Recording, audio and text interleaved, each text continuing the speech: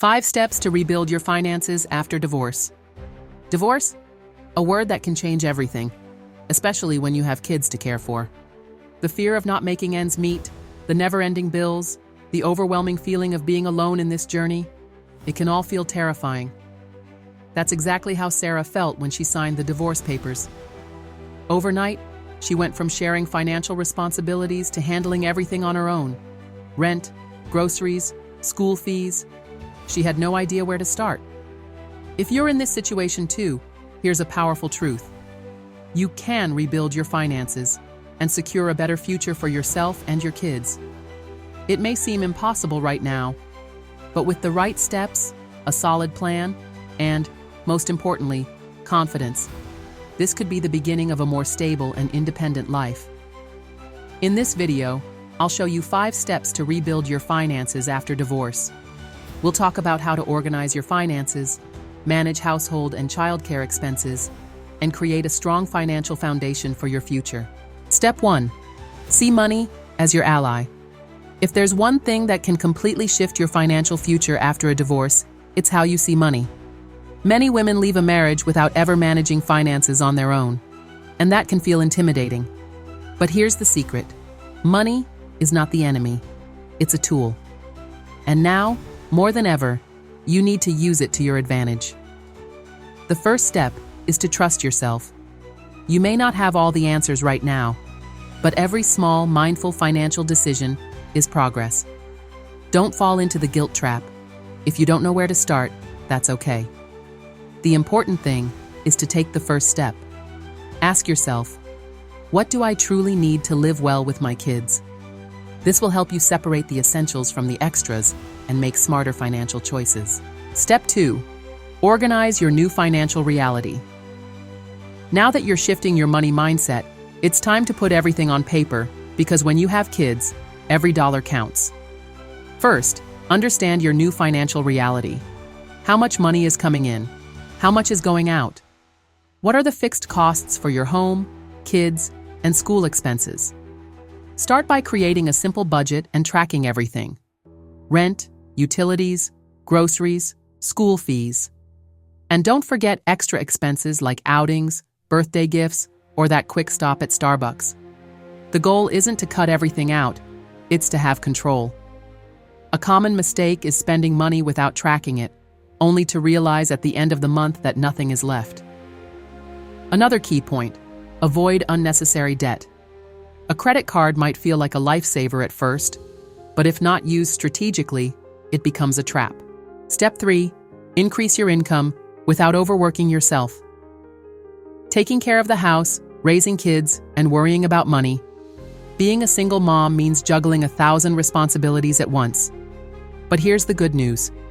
There are ways to boost your income without draining your time and energy. If you already have a job, consider negotiating a raise or looking for a better position. Many women avoid this conversation out of fear or insecurity, but your work has value, and you deserve to be paid what you're worth. Now, if you need extra income, here are some practical ideas that can fit into your routine. Freelancing online. Offer services like editing, graphic design, or virtual assistants on Fiverr and Upwork. If you charge $20 per hour and work 10 hours a week, that's $800 extra per month. Selling online. If you're good at crafting or customizing items, you can sell on Etsy or Facebook Marketplace. Selling 10 items per week at $15 each adds up to $600 extra per month. Local services. Babysitting a few nights a week, dog walking through Rover, or helping with grocery shopping and home organization. If you find 3 regular clients a week paying $50 each, that's $600 per month. The key is to find something that fits into your schedule without burning you out. Small changes can make a big difference. Step 4. Create a plan for the future. Now that your finances are more organized and you've found ways to increase your income, it's time to focus on the future for both you and your kids. The first step is to build an emergency fund. Unexpected expenses happen: a car repair, a medical bill, and having money set aside keeps you from going into debt.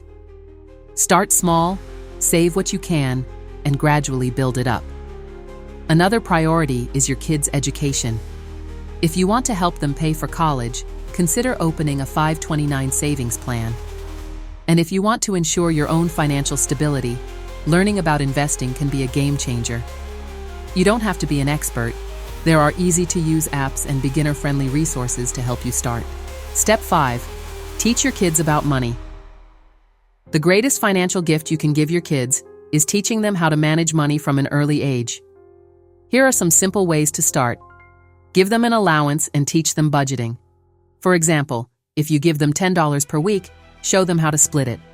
$5 for spending, $3 for saving, and $2 for donations. This helps them develop money management skills early on. Make saving a game. If your child wants a $50 toy, challenge them to save part of their allowance to buy it. This teaches discipline and patience. Encourage them to earn money. Older kids can sell baked goods, mow lawns, or do small neighborhood jobs. If they sell cookies for $1 each and sell 20 a week, that's $80 at the end of the month. If they learn how money works now, they'll be more likely to make smart financial decisions as they grow up. Rebuilding isn't easy, but it's possible. Rebuilding your finances after divorce isn't easy, especially when you have kids to support. But every step you've taken so far brings you closer to a more stable, secure, and independent life. Budgeting, finding new income streams, and planning for the future aren't just strategies. They're proof of how strong and capable you are. Remember, you are not alone in this journey. Every smart financial choice you make today builds a better tomorrow for you and your children. Now tell me, which of these steps will you start with first? Drop a comment below. I hope you enjoyed this video, and I'll see you in the next one.